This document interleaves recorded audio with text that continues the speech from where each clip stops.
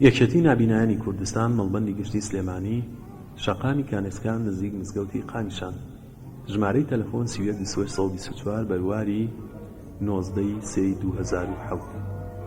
پەرتوخانەی دەریای دەنگی پەرتووکی شەیتان لە دادگای قورئاندا لە نووسینی دکتۆر عەبدولحەمید خوشید وەرگێڕانی ڕۆمن محەممەد ڕەوف. ژمارەی سپاردن 815/2007. چاپی یەکەم. لە خوێندنەوەی جیهاد و ئامادەکردنی ئاوات.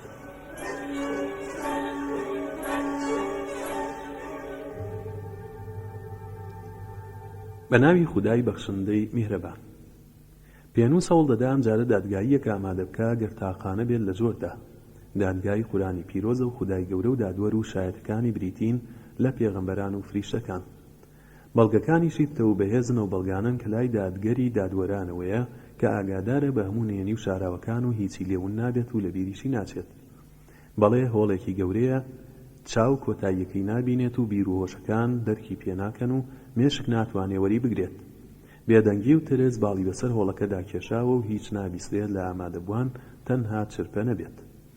پاشان هۆڵەکە ڕووناک دەبێتەوە بە ڕووناکی خودایی و پاشان فریشتەکان و جوبرەئیل دادەبەزن. وەجاء ربك والملك صفا صفا.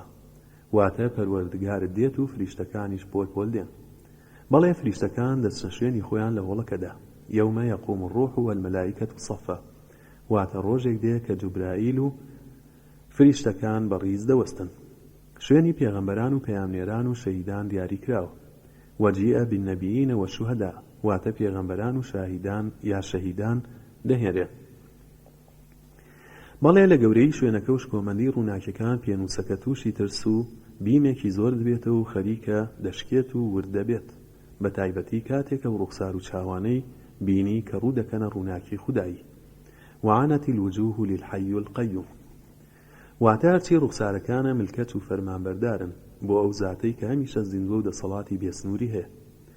پاشان پێنووسەکە کۆمەڵێک تەرازووی تایبەت دەبینێت وتضع الموازين القسط ليوم القيامة کە لە وردی و شێوازیاندا نەبینراون و جیاوازە لە تەرازۆکانی دنیا.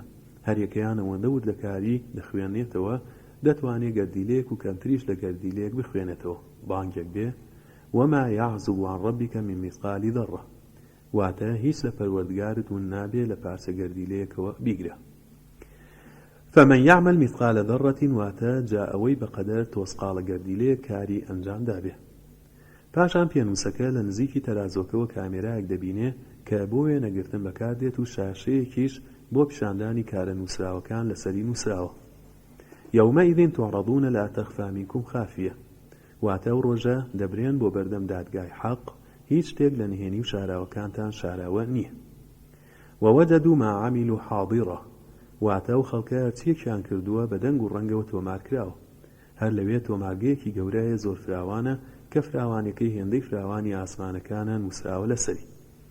وجعلنا السماء سقفا محفوظة. واتە ئێمە ئاسمانەکانمان کردووە بە سەقفێکی پارێزراو. بەڵێ ئەم تۆمارگەیە هەموو دەنگەکانی کۆکردوێتەوە و پاراستویەتی.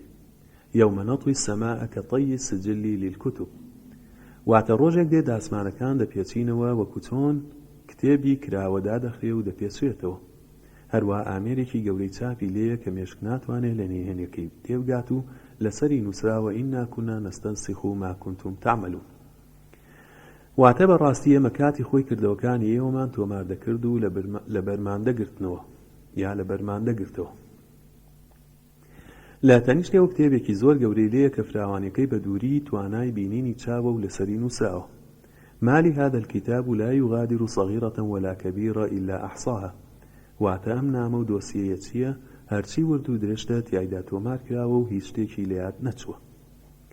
لەسەر سوڕهێنەری ئەم بەدیهێنراوەی خودا ئەوەیە ئەم کتێبە زمانێکی هەیە قسەی پێ دەکا.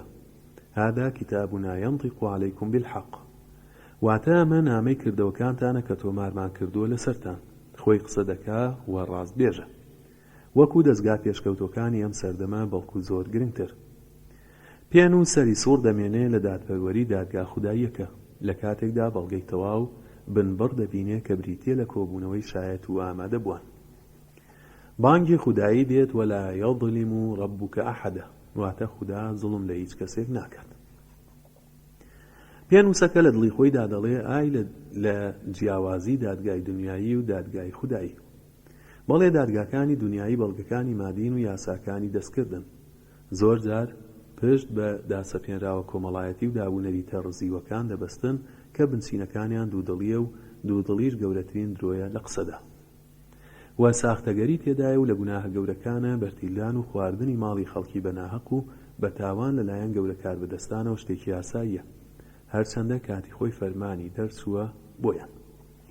ولا تأكلوا أموالكم بينكم بالباطل وتدلوا بها إلى الحكام لتأكلوا فريقا من أموال الناس بالإثم وأنتم تعلمون. واتەنەکەن ماڵ و دارایی یەکتر لە نێوانتاندا بەناحەق بخۆن، وەک بەرتیل و سوو یان داگیرکردن و فڕوفێڵ. ئەوسا هەندێکی بدەن بە کاربەدەستان تا هەندێک ماڵی خەڵک داگیرکەن لە ڕێگەی ناحەق و گوناهەوە. خۆشتان دەزانن کە کاری وا ڕەوانیە، هەر بۆیە پێغەمبەری نازدارمان عەلەیهی سەلام ڕاستی فەرمووە: قاضیانی فی النار و قاضین فی الجەنە، واتە دوو دادوەر لە ئاگرن و دادوەرێک لە باشدا. پاشان بانگی خودایی دێت تا دەری بخا ئەوەی لە دەوری نەفس و دەرونی پێنووسەکەدایە بەوەی کە حکمی ڕاستەقینە ئەوەیە کە لە لای خودای باڵادەستەوە دەردەچێت و جگەلەوە هەمووی دەرچوونە لە ڕاستەڕێی بیر و باوەڕ، چونکە بەرەو گوناه و تاوان و زوڵم و تاریکیان دەبات. ومن لم يحكم بما أنزل الله فأولئك هم الفاسقون ومن لم يحكم بما أنزل الله فأولئك هم الكافرون ومن لم يحكم بما أنزل الله فأولئك هم الظالمون. پێنووسەکە لەگەڵ خۆیدا دەدوێت و دەڵێت دادوەر سێبەری خودایە لەسەر زەوی کە هەژار و دەوڵەمەند و گەورە و بچووک و ئازاد و بەندە و پیا و ئافرەت و بەهێز و لاواز لە ژێر سێبەریدایە. هیچ جیاوازیەک نییە لە نێوان کەسێک و کەسێکی تردا، هەمووی لە بەردەمیدا یەکسان و وەکدانەکانی شانەوە. جا شێوازی دادگاییکردنەکە یەکسانیە و لەسەر بنچینەی ڕاستی دامەزراوە، چونکە هەرزوو خوای گەورە بە بەندەکانی فەرمووە: وإذا حكمتم بين الناس أن تحكموا بالعدل. واتە هەر کاتێک دادوەریتان کرد لە نێوانی خەڵکیدا دادپەروەرانە فەرمانڕەوایی بکەن و هەروە فەرمانی داوە بە داوت پێغەمبەر کە فاحكم بين الناس بالحق. واتە فەرمانڕەوایی لە نێوان خەڵکدا لەسەر بنچینەی ڕاستی ئەنجام بدە. پاشان پێنووسەکە سەیری ناوڕاستی وڵەکە دەکات و قەفەزێکی چوارگۆشە دەبینێ کە لەسەر هەر لایەک لە ڕووەکانی ئەم ئایەتە قورئانیانە نووسراوە: ئەنە خەیڕ منه، واتە من لەو چاکترم. ئەبا وەستەکبەر، واتە سەرپێچی کرد و خۆی بە گەورە زانی. ئەسجد لمن خەلەقتە طینە، واتە سوجدە بەرم بۆ کەسێک کە لە گوڵ و خاک دروستت کردووە. هذا الذي كرمت عليه، واتە ئەمەیە کە لە من ڕێزدارترە. و لەسەر ڕووی قەفەسەکە نووسراوە: فإنك رجيم وإن عليك اللعنة إلى يوم الدين، واتە تۆ نەفرەت لێکراوی، نەفرینت لەسرە هەتا ڕۆژی قیامەت. پاشان پێنووسەکە سەیری ناوڕاستی قەفەسەکە دەکات تا ئەرماییەک دەردەکەوێت کە خوای گەورە لەوی پیس و ناشرینتر دروست نەکردووە و بەڵێ ئەوە تا ئەرمایی شەیتانی نەفرەت لێکراوە. بەڵێ شەیتان بریتیە لە کۆکراوەیەک لە نزمی و پۆخڵی و پیسی، چونکە چێنەری خراپەکاریە و گەێنەری خراپە و پیسیە و دەستگایەکی پڕ لە خۆبایی بوونە و خۆپەرستە و ڕقوکینەیەکی زۆری هەیە. بەڵکو مامۆستای ئیرەیی و حەسوودی و درۆ و دووڕوویە. بەڵکو ڕابەرە بۆ لادان هەموو خەمەکانی سەرگەردانکردنی ئادەمیزادە بەردەوام هانی دەدا بۆ سەرپێچی و کوفر. بەڵکو بانگخوازێکە بۆ بانگەوازکردن بۆ ئاگر و بەڵکو سەرچاوەیەکە لە سەرچاوەکانی شەڕ، بەڵکو هەموو شەڕ و خراپەی تێدا کۆبووەتەوە. پاشان پێنووسەکە وەسی شەیتانمان بۆ دەکا کە لە ناو قەفەزی تاوانباریدایە بە شێوەیەک هەموو پەلەکانی دەلەرزێن، وەک چۆن چڵی دارخورمایەک ڕەشەبالەی دەدات و دەلەرێتەوە. قاچەکانی ناتوانن لەسەر زەوی بوەستن و خۆی گرتووە بە جۆرێک ئەڵەی دەستی گرتووە بە تاڵەموویەکە و خەریکە دەکەوێت. بۆ خۆ ڕاگرتنی پشت بەو شوڵە ئاسنینە دەبەستێ کە لە ناو قەفەزەکەدایە. بەڵام فرمێسکەکانی دەڕژێن و وەک کانیاوێک دەڕوا کە تێکەڵ بۆ بە ئارەقی لەشی لە ناوچەوانێکی ڕەشی تاریکەوە دێتە خوار کە لە سوزەبردن قەدەغەکراوە و فرمێسکەکانی فرمێسکی تیمساحین و هیچ لە بۆچوونی دادگا ناگۆڕێت و فەرمانی دادگاش ناگۆڕێت. بەڵێ لە ئەنجامی گوناهکردن و تاوان و خراپەکاریە و ئارەقی شەرمەزاری و خەجاڵەتی دەڕێژێت.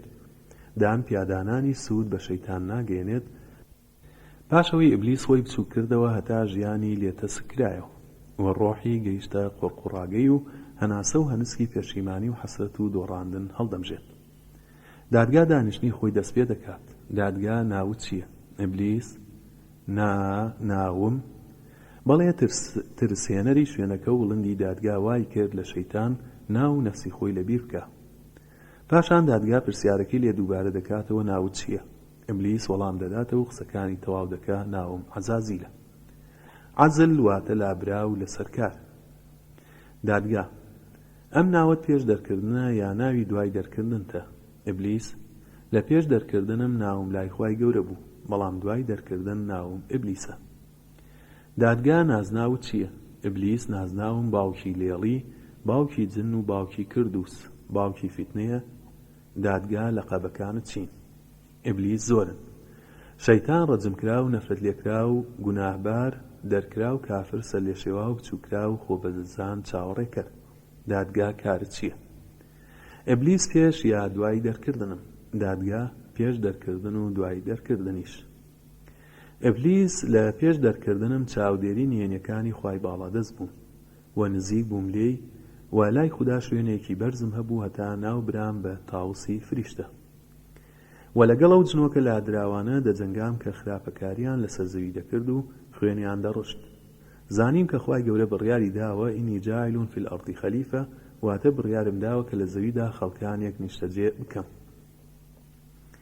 تەنها من نەبێت کەسی تر ئاگادار نەبوو، فریشتەکانیش ئاگادار نەبوو. بەڕاستی زۆر خوداپەرستیم دەکرد و هەوڵم دەدا ژیانم بە سوجدەبردن بردەسەر. بەڵام دوای دەرکردنم بووم بە یەکێک لە بانگخوازەکان بۆ بانگکردن بۆ شەڕ و سەرگەردانی و گومڕایی و کوفر و خەڵک بانگکردن بۆ ئاگر. دادگا تەمەنت چەندە؟ ئیبلیس نازانم بەڵام 2000 ساڵ پێش ئادەم دروستکراوم و ماومەتەوە و هەتا ئەمڕۆ داوام لە خوددا کرد کە من و نەوەکانم بتوانین خەڵکی ببینین و ئەوان نەمان بینن و خۆمان ون بکەین لەسەر زەوی و بە گەنجی بمێنینەوە و چاوەڕێینە تا ڕۆژی قیامەت و دەست بەسەرنەوەی ئادەمدا بگرین و بەشداریان بکەین لە ماڵ و منداڵ و وایان لێ بکەین لە خۆبایی ببن و هیوادار ببن. دادگا تۆ خێزانت هەیە؟ ئیبلیس بەڵێ منداڵیشم هەیە. دادگا منداڵەکانت بژمێرە و ناوی هەندێکیانمان پێ بڵێ. ئیبلیس منداڵەکانم لە ژماردن نایەن و هەندێکیان پێمەوە بەستراون لە ڕێگەی وەچەکانمەوە و هەندێکی تریان لە ڕێگەی شوێنکەوتن و گوێڕایەڵیکردن و چاودێریکردنمەوە. لەوانە خونزب کردومە بە جێنشینم بەسەر نوێژ و نوێژخوێنانەوە. ئەلوەلهان کردومە بە جێنشینم بەسەر دەستنوێژەوە. ئەلخەناس کردومە بە جێنشینم بەسەر دوودڵی و دڵڕاوکێ. بت لێپرسا و سەرپەرشتیاری گرفان و ڕووشاندنی دەموچاو. ئەزلبوون لێپرسراوی بازاڕەکان. ئەلمەنشوط لێپرسراوی درۆ و گەڕان بە دوای عیبە و کەموفڕی خەڵک و دووزمانی. واسم لێپرسراو لە زینا و فوتێکەری داوێن و هاندەری هەوەس و ئارەزوو و پاڵنەری. ئەلئاوەڕ بەرپرس لە دزی و دەستبڕین بەڵکو زۆرتر لەوەش. هیچ کۆرپەیەکی مرۆڤ لەدایک ناوێ مەگەر من ڕۆڵەیەک لە ڕۆڵەکانم دەکەم بە هاوڕێ بۆی. دادگا تەختی پاشاییەکەت لەکوێیە؟ ئیبلیس لەسەر دەریایە. دادگا لەکوێ دادەنیشیت؟ ئیبلیس لە سەرڕێی هەموو ڕێگەیەکی ڕاست بەڵکو جێگەم لە نێوان سێبەر و ڕۆژدایە. دادگا لە چ ڕێگەیەکەوە دەچیت بۆنەوەی ئادەم؟ ئیبلیس لە نێوان دەستەکانیان و لە پشتیانەوە و لە لای ڕاستیانەوە و لە لای چەپیانەوە. دادگا مەبەستت چییە لەو چوار ئاڕاستەیە بۆچی لەسەرەوە بۆیان ناڕۆیت؟ ئیبلیس مەبەست لە نێوانی دەستیان واتە لە ڕووی دنیا و هەوا و ئارەزوو و نەفسیانەوە، لە پشتیانەوە واتە لە ڕێگەی بە درۆخستنەوەی کۆتایی دنیا و ڕۆژی گەڕانەوە و جەهەنەم و بەهەشت و لێپرسینەوەیان لەسەر کارەکانیان، لە لای ڕاستیانەوە لە ڕێگەی چاکەکانیانەوە بەوەی ڕووپامایی و لە خۆبایی بوون و هاوبەشی دانانی تیا دروست دەکەم، لە لای چەپیانەوە لە ڕێگەی خراپەکاریەوە بەوەی ئارەزووی زینا و دزی و فەسادی دروست دەکەم و هانی دەدەم. و ئەم چوار ئاڕاستەیە پەیوەندی هەیە بەو چوار ڕێگەزەی کە لە سروشتی مرۆڤدایە کە ئەمانن: سروشتی خاکی و ئاوی و سروشتی هەوایی یا گازی، سروشتی ئاگری. بەم ڕێگایانەی سەرەوە کار دەکەمە سەر ڕۆڵەکانی ئادەم، بەڵام لە سەرویانەوە هیچ دەسەڵاتێکم نییە، چونکە نور و ڕووناکیی خودایی دادەبەزێتە سەربەندەکەی بەبەخشین و لێخۆش بوون و ئەو پەیوەندەی ڕۆح بە بەدیهێنەرەکەیەوە کە هیچ پچڕان و پەردەیەک لە نێوانیاندا نییە. هەروەها لە خوارەوەش ناتوانم چونکە ڕێگەی سوجدەی بەندە خواناسەکانە و ئەوانەی پەشیمانن لە گوناهەکانیان. دادگا بە کورتی و پوختی وەڵام بدەرەوە خواردنەوە چییە؟ ئیبلیس هەموو مەسکەر و هەموو بەنجکەرێکی عەقڵ و هەروەها خوێن و پیساییەکان لە میز و ئارق. دادگا خواردنت چییە؟ ئیبلیس هەر شتێک مردارەوە بوو بێت و لاشەی بۆگەن و هەموو شتێک بسمیلای بەسەردا نەخوێرا بێت. براکانت کێن؟ دەستبڵاو و پارە بە فیڕۆ دەران. لەکوێدا دەنیشیت؟ لە بازاڕەکان و حەمامەکان. لەکوێ نیشتەجێیت؟ زبڵدانەکان و گۆڕستانەکان و زێرابەکان و کۆتایی ڕێگاکان و ئەو ماڵانەی کە ناوی خودای تیانا بێت و ماڵی ڕووخا و پشتگوێخرا و باخەکان و دەشتەکان. هەروە نیشتەجێ دەبم لەو سنگانەی کە ڕووناکی باوەڕی تێدا کوژاوەتەوە. کارت چییە؟ جادووکردن و گومڕاکردن و چاوبەستی کردن. قسەکانت چین؟ درۆن. بانگکردنەکەت چۆنە؟ بە گۆرانیە. نوێژت چییە؟ چەپڵە لێدان و فیکەیە. دەنگت چۆنە؟ وەک زۆر نایە. نێردراوەکانت کێن؟ جادوگەر و ئافرەتی یا ئافرەتانی خوانەناس. نووسینەکەت چۆنە؟ خاڵکوتانە. کێن ئەوانەی زۆر مەبەستن؟ ئافرەتانن تا پیاوانیان پێ گیرۆدە بکەم. خۆشترین دەنگ لات چییە؟ دەنگی گۆرانی و مۆسیقای ئارەزوو بزوێنە. دەنگ بەرزکردنەوەیە لە کاتی لێقەوماندا، بەڵکو لەوان زیاتر دەنگی کەرە. کێ زۆر دوژمنتە؟ پێغەمبەران بە تایبەتی موحەممەد و ئومەتەکەی. بڕوانامەکەت یا شەهادەکەت چییە؟ درۆ و قسەی پاشملێ. جلت چییە و حەزت لە چ جلێکە؟ پۆشاکم ڕەشە، پۆشاکی خەڵکی دۆزەخە و حەزم لە جلێکە ڕەنگی سووری تێدا بێت. دادگا ئێوە کێن؟ ئیبلیس ئێمە ئومەتێکین بریتین لە چەند خێڵ و تیرە و هۆزێک. چەندەها میلەت و ئاینی جیاوازمان تێدایە و موسڵمان و کافرمان تێدایە و ئێمە بۆچوونی جیاجیامان هەیە. دادگا نهێنی پێشخستنی چەپ بەسەر ڕاستدا چییە؟ ئیبلیس چونکە چەپ تاریکە و خامۆشە و گەدە و کۆڵۆنیش دەکەونە لای چەپی مرۆڤ. لەبەرەوە ڕێگەی چوونە ژوورەوەم و دەستگرتن بەسەر لاشەیدا ئاسانە. بە پێچەوانەوە ڕاست ڕەگ و ڕیشەی نور و ڕووناکی تێدایە، چونکە زۆر یادی خودای پێدەکرێت. بۆیە پێغەمبەر عەلەیهی سەلام ئاگاداری ئومەتەکەی کردووە کە کەستان بەدەستی چەپ مەخۆن و مەخۆنەوە، چونکە شەیتان بە چەپی دەخواتەوە. دادگا ڕقل لە چ جۆرە باڵدارێکە؟ بۆچی ڕقل لێتی؟ ئیبلیس کەڵەشێر چونکە خەڵکی ئاگادار دەکاتەوە لە نوێژ و زۆر زیکر دەکات. و نەفسێکی بەخشندەی هەیە و من لە دەنگی دەترسم، چونکە لەگەڵ دەنگیدا فریشتەیەک لە فریشتەکانی لەگەڵدایە، بۆیە ڕادەکەم لێی و ئەو ماڵی کەڵەشێری تێدا بێ ئەترسم لەوەی بچمە ناوی. و پێغەمبەر عەلەیهی سەلام وەسیەتی کردووە بۆ ئومەتەکەی کەڵەشێری سپی ڕابگرن. دادگا وتراوە کە تۆ یاری بەنەوەی ئادەم دەکەی وەک چۆن منداڵێک یاری بە تۆپێک دەکا، ئەمە لەکەیدا دەبێت. ئیبلیس لە کاتی تووڕەبوونی نەوەکانی ئادەمدایە و کاتی تێکەڵاوبوونی پیا و لەگەڵ ئافرەتی بێگانە و لە کاتی بە یەکگەیشتنی دوو سوپادە. دادگا کێن ئەو کەسانی کە زۆر بەهێزن و توندن لەسەرت؟ ئیبلیس تێنەگەیشتوویەک لە دین زۆر لام بەهێزترە لە 10,000 خوداپەرست کە تێگەیشتنی کەم بێت. دادگا بۆچی لە ئیمانداران دەترسیت؟ ئیبلیس چونکە نور و ڕووناکیەکی هەیە کە دەترسم بمسووتێنێت. دادگا بۆچی سێگرێ دەدەی لەسەر ئەو کەسانەی کە نستون؟ ئیبلیس بۆ ئەوەی دەست بگرم بەسەر گوێ چاودڵی و هەستان بۆ نوێژی بەیانی لێقەدەغە بکەم. ئەگەر نوێژی بەیانی لە دەسوو دەست دەگرم بەسەر ئەو کەسەدا بە درێژایی ئەو ڕۆژە، بەڵام ئەگەر هەستا لەسەر جێگەکەی و یادی خودای کرد، ئەوە گرەیەکیان دەکرێتەوە. کاتێک دەستنوێژی گرت بۆ نوێژگرتنی دووەم بۆ نوێژ گرەی دووەم دەکرێتەوە. کاتێکیش نوێژەکەی بەجێهێنا گرەی سێیەمیش دەگرێتەوە. ئەو کاتە بەجێی دەیەڵم بە درێژایی ئەو ڕۆژە هیچ دەسەڵات و توانایەکم نییە بەسەریدا. دادگا بۆچی چوار زەنگت لێداوە لە چ کاتێکدا بوون ئیبلیس؟ بۆ ئەوەی نەوەکانم لە ئیبلیس و شەیتان و جنۆکە و خراپترینی شەیتانەکانی پێکۆ بکەمەوە و گلەی ئەوەیان لا بکەم چیم توش بووە. زەنگی یەکەم لەو کاتەی بێبەشکرام لە بەخشندەیی نەفرەتم لێکرا و بوومە ڕەجم کراو. زەنگی دووەم کاتێک نزم کرامەوە بۆ سەرزەوی و دەرکرام لە لای پەروەردگار. زەنگی سێیەم ڕۆژی ناردنی پێغەمبەر عەلەیهی سەلام بوو. زەنگی چوارەم کاتێک ئەلفاتیحە نیگاکرا بۆ موحەممەد. دادگا چی چوونە ماڵانت بێقەدەغە دەکات ئیبلیس؟ خوێندنەوەی قورئان بە تایبەتی سوورەتی ئەلبەقەرە هەر ماڵێکم سوورەتەی تێدا بخوێنرێ بۆ ماوەی 3 ڕۆژ لەو ماڵە نزیک نامەوە. هەروەها ناچمە ماڵێکی پاک و خاوێنەوە ماڵێک ناوی خوددا بەسەر کەل و پەلەکانیدا خوێندرا بێت. دادگا و شانە چینانت دەدەن و ڕێگەی چوونە ماڵانت بۆ ئاسان دەکەن ئیبلیس. بوونی سەگ و پەیکەر و پیسایی و میز چونکە فریشتەکان ناچنە و ماڵانەوە بۆیە من دەچمە ناوی بە ئاسانی. دەستگا ببورن دادگا کام لە ئاەتەکانی قورئان قورسن لەسەرت ئیبلیس؟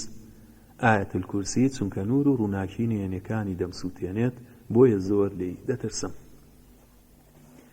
دادگا ئایا بە هیچ پێغەمبەرێک گەیشتوویت ئیبلیس؟ بەڵێ گەیشتوم بە ئادەم و نوح و ئیبراهیم و ئیسماعیل و موسا و عیسا و ئەیوب و سلەیمان و زۆرێکی تریش. و بە حەزرەتی نوح گەیشتم لە کەشتەکەیدا لە شێوەی پیاوێکی بە تەمەنی گەورەدا بوو. نوح لێی پرسیم چی تۆی هێناوە بۆ ناو ئەم کەشتیە؟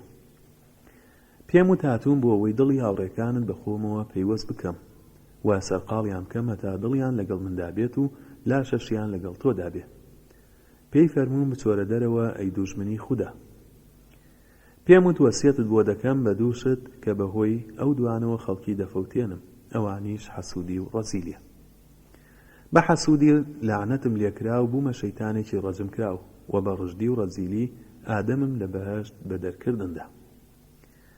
و بە حەزرەتی ئیبراهیم و ئیسماعیل و هاجەرە خاتوون گەیشتم لەو کاتێک کە ئیبراهیم خەوەکەی بینی بە سەربڕینی کوڕەکەیەوە و دەستم کرد بە دروستکردنی دوودڵی لە نێوانیاندا و لە نێوانیاندا بە هاجەرە خاتوونم وت ئیبراهیم دەیەوێت کوڕەکەت سەر بڕێ کە ئەمەش خودای گەورە نایەوێت.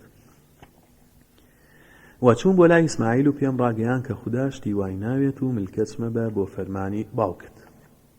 و چوون بۆ لای ئیبراهیم و پێم ڕاگەیان کە خوددا شتی وای ناوێت و بەڵکوەوەی بینی و تەخەوێکە و دروست نییە پشتی پێ بەستیت. بە حەزرەتی موسا گەیشتم و سێ وەسیەتم بۆ کرد. یەکەم، لەگەڵ ئافرەتێکی نامەحرەمدا لە شوێنێکدا بە تەنها مەمێنەرەوە. بەڕاستی هیچ پیاوێک نییە لەگەڵ ئافرەتێکی نامەحرەم بە تەنها بمێنێتەوە من نەبوومە هاوڕێ و هاوڵیان. و هاوڕێیەتیەکەم بەردەوام بووە هەتا تووشی فیتنە و جێچەڵێکم کردووە لەگەڵیدا. دووەم، هیچ پەیمانێک مەبەستە مەگەر کاتێک بتوانیت دڵسۆز و بەوەفا بیت بۆی. کەس نییە پەیمانی بە خوددا بێ من هاوڕێی نەبوو بم هەتا دەچمە ناو دڵی و دڵسۆزی و بە وەفایەکەی بۆ پەیمانەکەی ناهێڵم. سێەم،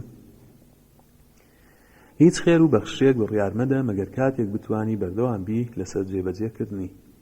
هیچ کەس نییە پارەیەکی جیا کرد بێتەوە بۆ خێر مەگەر من بەردەوام هاوڕێی نەبوو بم هەتا دەکەومە نێوانی و وای لێ دەکەم نەیکات. پاشان بۆ حەزرەتی موسام باس کرد کە بەسەر مرۆڤدا زاڵ دەبم کاتێک وام لێکرد لە خۆی ڕازی بێت و شانازی بە خۆیەوە بکات و کارچاکەکانی لای خۆی گەورە بن و گوناه و تاوانەکانیشی لەبیر کرد بێت. و بە حەزرەتی عیسای کوڕی مەریەم گەیشتم و پێم وت ئەگەر ڕاز دەکەی لەم بەرزاییەوە خۆت فڕێدەرە خوارەوە. وەڵامی دایەوە ئەی نەفرەت لێکرا و خوای گەورە بۆی هەیە بەندەکانی تاقیب کاتەوە بەندەکان بۆیان نییە خوددا تاقیب بکەنەوە. و بە هەمان شێوە دەستم کرد بەسەر ماڵ و مڵک و منداڵ و باخاتەکان و مەڕووماڵاتی حەزرەتی ئەیوب و لە کۆتاییدا لە شولاریشی. و زۆر دڵخۆش دەبووم کاتێک گوێم لە نرکە و ناڵەی ئەیوب دەبوو کە بەهۆی ئەو ئێش و ئازار و نەخۆشەی تووشم کردبوو دەیناڵاند. بەڕاستی دەسەڵاتم گرت بەسەر حەزرەتی ئەیوبدا بۆ ماوەی 7 ساڵ. بەڕاستی حەزرەتی ئەیوب بە خێزانەکەی فەرموو لەخوا بترسە ئێمە لە ناز و نیعمەت و خۆشیدا بووین بۆ ماوەی 70 ساڵ ئارام بگرە هەتا 70 ساڵ ناڕەحەتی بچێژین. و بەڕاستی ڕێگەم بە پێغەمبەر موحەممەد عەلەیهی سەلام گرت کاتێک نوێژی دەکرد. ویستم نوێژەکەی پێ ببڕم بۆیە چوومە پێشەوە بۆی بە پریشکێک لە ئاگر بۆ ئەوەی بیدەم بە ڕوخساریدا. بەڵام زاڵ بوو بەسرمدا و ململانی کردم هەتا خەریب بوو بمخکێنێت. وە گوێم لێبوو فەرمووی ئەگەر دوعای براکەم حەزرەتی سولەیمان نەبێت کە فەرموویەتی خودایە مڵک و دەسەڵاتێکم پێبەخشە نەتدابێت بە هیچ کەسێک لە دوای خۆم ئەم کردیت بە پەند تا خەڵکی سەیرت بکەن و ببیت بە یاریەک بەدەست منداڵانی خەڵکی مەدینەوە. هەروەها لە شەوی شەوڕەوی و بەرزبوونەوەی ئیسرا و میعراج داوام لە پێغەمبەر کرد کاتێک پریشکێک ئاگر بەدەستمەوە بوو بۆ ئەوەی پێی بسووتێنم. بەڵام حەزرەتی جوبرەئیل چەند وشەیەکی فێری پێغەمبەر کرد ئاگرەکەمی پێکوژایەوە. دادگا وتت تۆ بانگخوازیت خەڵکی بۆ چ شتێک بانگ دەکەی. ئیبلیس بانگیان دەکەم بۆ بێباوەڕی و هاوڵدانان بۆ خودا و یاخیبوون لە خوداوەنجاندانی گوناهە گەورەکان پێش گوناهە بچووکەکان. پاشان ڕێیان پێ نیشان دەدەم بۆ بیدع و لادان. و من ئەوەم لاپەسەندترە لە گوناهکردن، چونکە گوناهکردن تاکیە و زیان بە کەسەکە خۆی دەگەێنێ، بەڵام بیدعە فەوتانی نەتەوە و لادانی گەلانی تێدایە. لەسەرم بنەمایە خاوەنی بیدعم خۆشتر دەوێت لە کوڕەکەی خۆم. دادگا کەواتە تۆ لە پشتی گومڕاکردنی خەڵکیەوەیت لە ڕێگەی زانستی ئیسلامی و ڕێگەی ڕاستی. ئیبلیس بەڵێ بانگم کردن و وەڵامیان دامەوە. ئەوە بوو نەتەوەی نوحم بە فەوتاندا و پێموتن خەڵکینە نەکەن واز لە خواکانتان بێنن، نەکەن واز بهێنن لە وەد و سوواع و یەغوث و یاعوق و نەسڕ. و من بووم خەڵکەکەم هاندا لە دژی نوح و هانمدان بۆ بە درۆخستنەوەی پەیامەکەی و گاڵتە پێکردنی. و من بووم هانی قابیلمدا بۆ کوشتنی براکەی هابیل.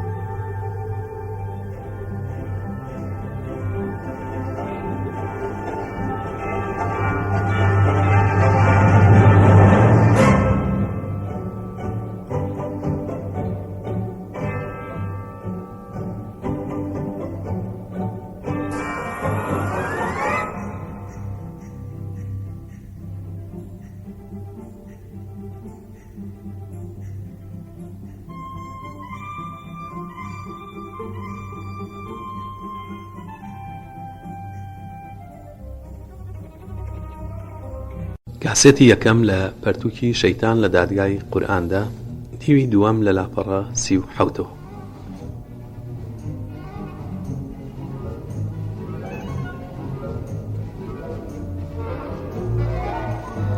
هەروەها من بۆم هانی نەمرودمدا حەزرەتی ئیبراهیم خاتە ناو ئاگر و بۆ ڕزگار مولێ و لە ناوبردنی پەیامەکەی.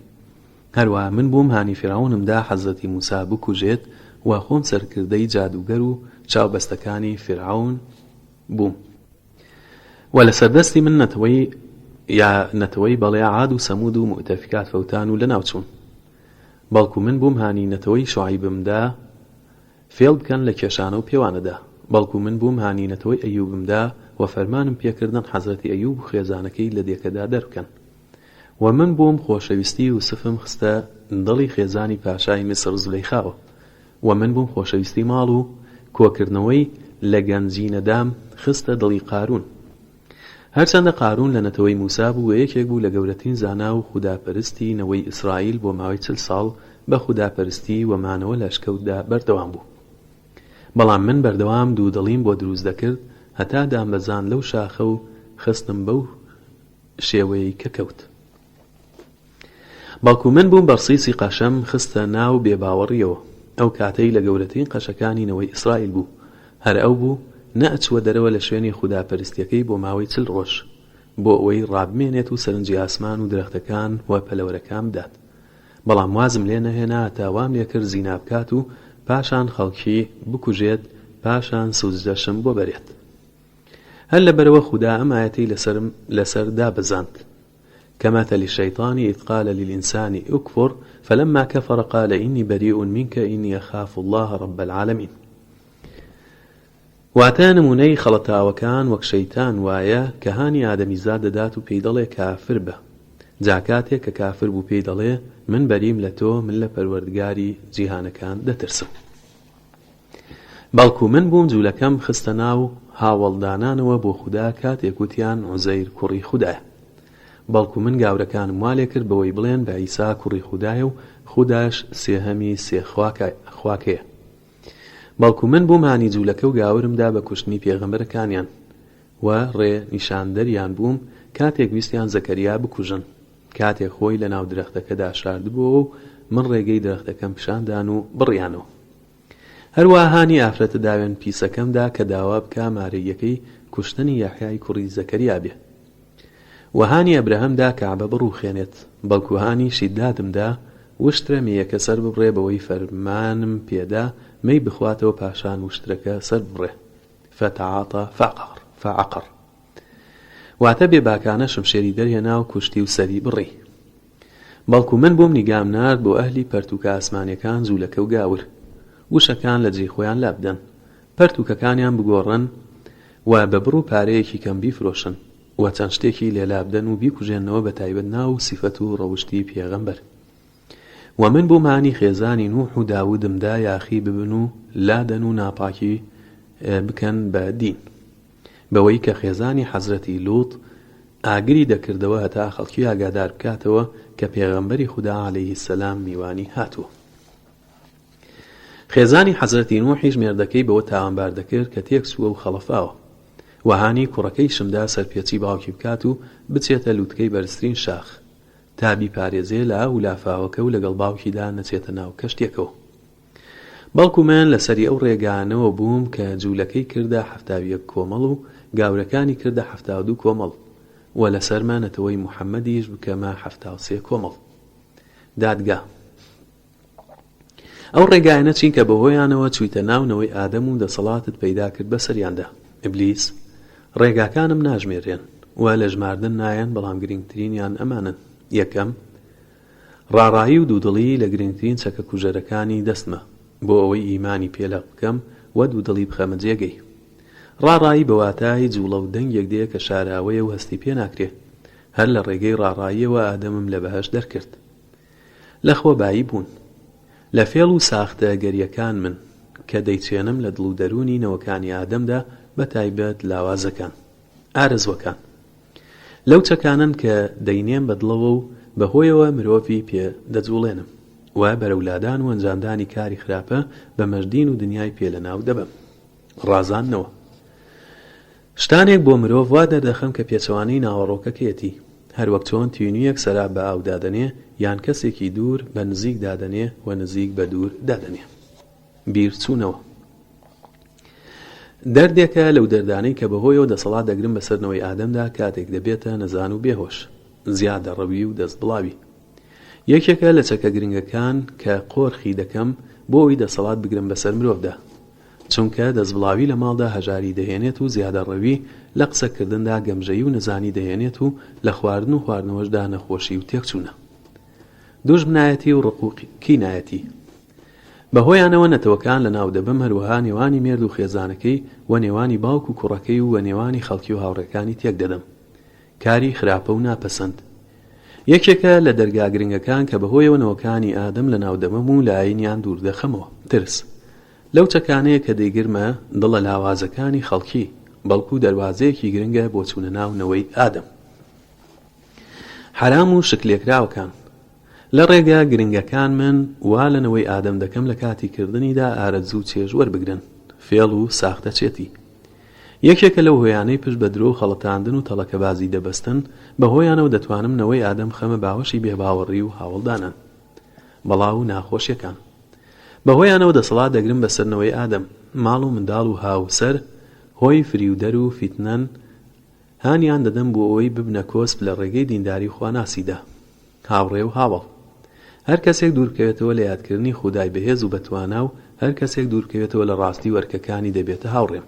دۆستایەتی. هەر کەسێک دوای داواکانم کەوێت و بێتە سەر ڕێگەمەوە بۆتە پشتگیر و هاوکارم. بەمەش لە ڕووناکی و نور دەریان دەکەم بۆ ناو تاریکی و کوێرەوەریان دەبم. واتە بۆ ناو تاریکی و کوێرەوەریان دەبم. پەیمان و ئەسپاردە. لەو هۆکارە گرنگانن بۆ ڕاکێشان و لادانی لە ڕێلادراوەکان بەرەو لای خۆم. پەیمانیان پێدەدەم پەیمانی چی؟ جگە لە خەڵەتان و درۆی چیتر نییە و تا دەیان خەمە تۆڕەکەم و داوەکەمەوە. پێ ڕاگەیاندن و نیگاکاری. بەهۆیەوە ئەوەی دەمەوێت دەیخەمە دڵی خۆشەویست و پشتیوان و دەست و پەیوەندەکەمەوە تا دەمە قڕێ و مشت و مڕی پێ بکەن دەگەڵ ئەهلی ڕاست و ڕاستبێژدا. وت و وێژی نهێنی. گفتوگۆیەکی تایبەتە بەهۆیەوە خەم و خەفەت دەخەمە ناودەرونی باوەڕداران. گەڕان بە دوای کەم و کوڕی و عیبەی خەڵک و باسکردنی. دوو سیفەتی زەمکراون و پشتدەبەستن بە گاڵتە پێکردن و سوکایەتی بە خەڵکی. گڵابی و قێزەونی. ئەو کاتانن کە دەچمە ناونەوەکانی ئادەم وەک ئارە خواردن و قومارکردن و قوربانیکردن بۆ بتەکان و هاوبەشی دانان. تووڕەیی و دەمارگیری. ئەمانن لە پشتیوان و شوێنکەوتە و یارمەتیدەری منن و خۆم ژیانەری بیریان و هاندەری ڕاو بۆ چوونیانم و من یەکەم کەس بووم دەمارگیر و خۆپەرست بووم و یاساکانی مادیەت و باریکەسێتیم داناوە. هەڵخلیسکان و سەرپێچی. بەهۆیانەوە خەڵکی لە ڕێی ڕاست دەردەکەم. دەست بە سەراگرتن و هەلپەرستی. بەهۆیانەوە دەسەڵات دەگرم بەسەرنەوەی ئادەم و یاد و زیکری خودایان لە بیردەمەمەوە و لایەن دەدەم بەلای هەوا و ئارزوەکانیان. هاندان و ڕاماڵین بەرەو خراپە. دەسەڵات گرتنمە بەسەر نەفس و ئارزوەکاندا فەرمانی پێدەکەم داوای ئارزوو گەورەیی و داخوازەکانی بکە. تێکەڵاو بوون و بەتەنها بوون. دەیان خەمە ناوزینا و کاری خراپە. گومڕایی و لە ڕێلادان. لا گرنگترین هۆکارەکانمە بەکاری دێنم بۆ لادانی مرۆڤایەتی. ڕەگەزپەرستی و تیرەگەرایەتی واتە تایفەگەری. سەر لێشێواوی. وهروە شڵەژان و پەشۆکان و ترسی بێجێ. و هەروە ناڵە و گرمە و دەنگی بێزار کرد. و ڕەنجدان و شەکەتی و ئازاردان. دادگا. چ دەنگێک دەترسێنێت؟ ئیبلیس، دەنگی بانگدان و خوێندنەوەی قورئان و کۆڕی زیکر و یادی خودا و دەنگی کەڵە شێریش. دادگا لەو حلمەحوڵ دەبینیت یا گوێت لەو شەسازی پێنووس دەبێ؟ ئیبلیس، جاران دەمانتوانی بەڵام ئێستا هەر کەس گوێ بگرێت دووچاری بۆسەیەکی تیشکی دەبێتەوە. بە تایبەت لە دوای ناردنی پێغەمبەر عەلەیهی سەلام چونکە خوددا ئەستێرەکانی بۆ ڕەجمکردنمان داناوە. وأنا لمسنا السماء فوجدناها ملئت حرسا شديدا وشهبا. واتە ئێمە بەرەو ئاسمان کشاین و هەست و هۆشمان خستەکار و سەرنجماندا کە پڕە لە پاسەوانی بەتوانا و بێشومار. نەیزەکیش بە هەموو لایەکدا دەکشە. ولقد زينا السماء الدنيا بمصابيح وجعلناها رجوما للشياطين. بۆیە دەستمان کردووە بە گوێگرتن بە دزیەوە ئەگەر وشەیەکمان دەستکەوت 100 دانە وشەی درۆ و هەڵبەستراوی بۆ زیاد دەکەین. دادگا ئامۆژگاری چییە بۆ مرۆڤ؟ ئیبلیس، من مرۆڤم خۆش ناوێت چونکە دوژمنیانم و دوژمن هەر بە دوژمنی دەمێنێتەوە بەڵام پێیان دەڵێم دڵنیانە بن لە نەخشەکانی خودا و پاڵ نەدەنەوە و خۆیان بە چاک نەزانن چونکە من دڵنیا بووم لە نەخشەکانی هەتا دەرکرام و نەفرەتم لێکرا.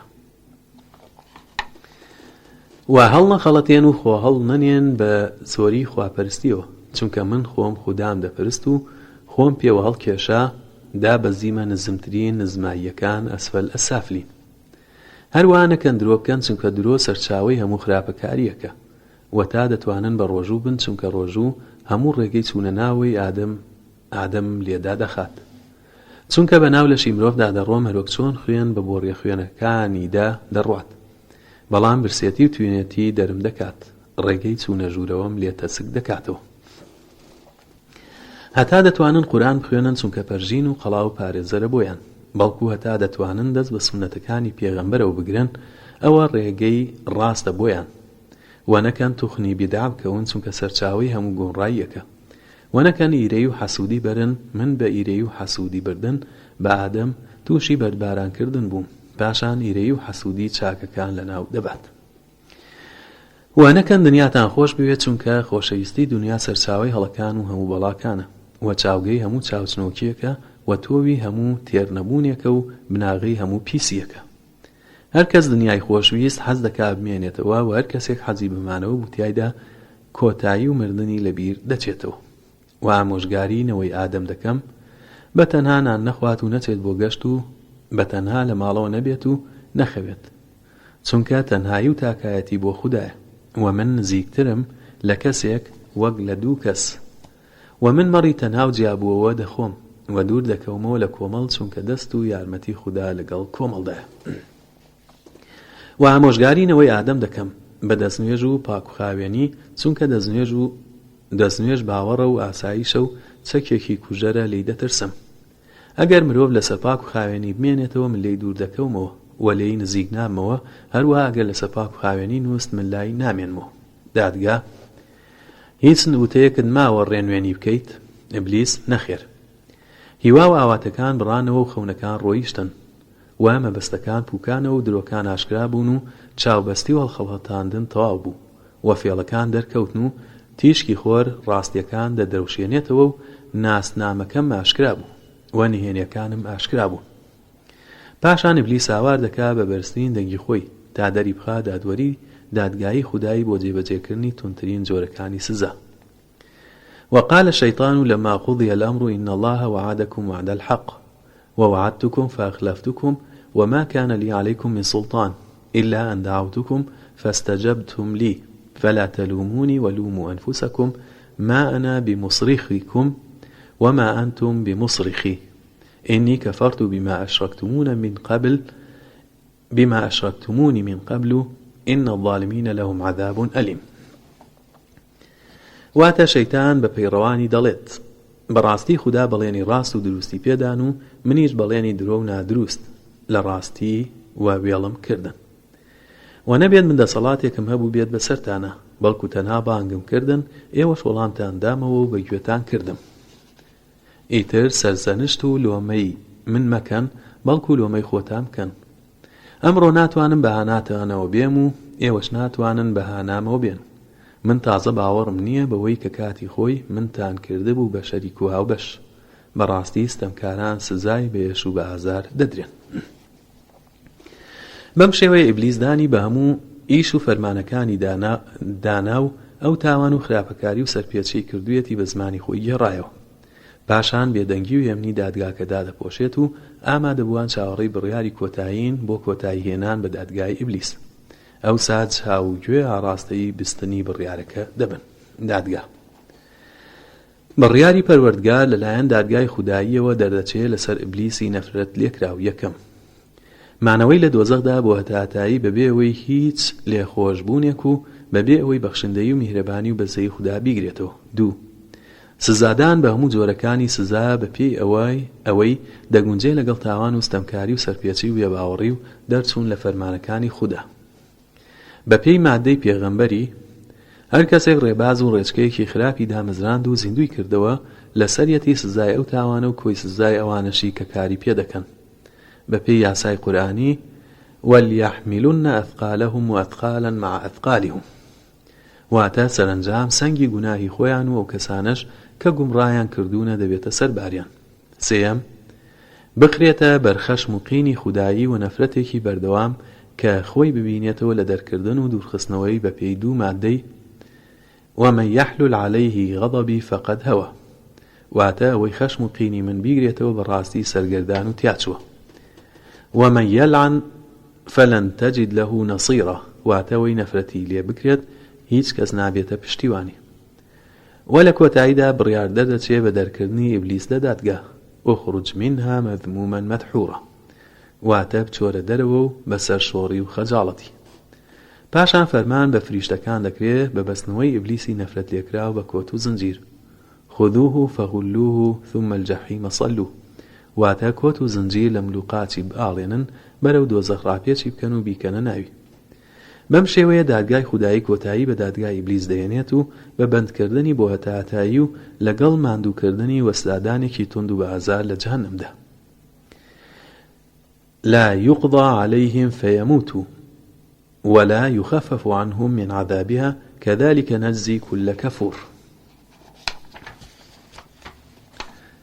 واتە بڕیاری لە ناوچوونیان نادرێت تا ڕزگاریان بێ تەنانەت بەشەی لە سزا لە سەریان کەم ناکرێتەوە. بەو شێوە هەموو کافر و بێدینێک سزا دەدرێت و تۆڵەی لێدەسێنرێتەوە.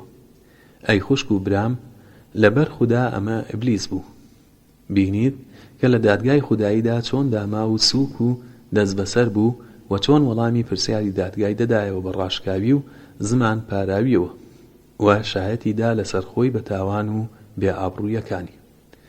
تۆش خۆت بخەرە ناو هەمان قەفەزی تاوانباری و لێپرسینەوەوە، وەڵام بۆ هەموو پرسیارەکان ئامادە بکە و چونکە خودای مەزن دەفەرمێت فەوەڕەبیکە لەنەسئەلەنەهم ئەجمەعین عەمما کانوا یعملون.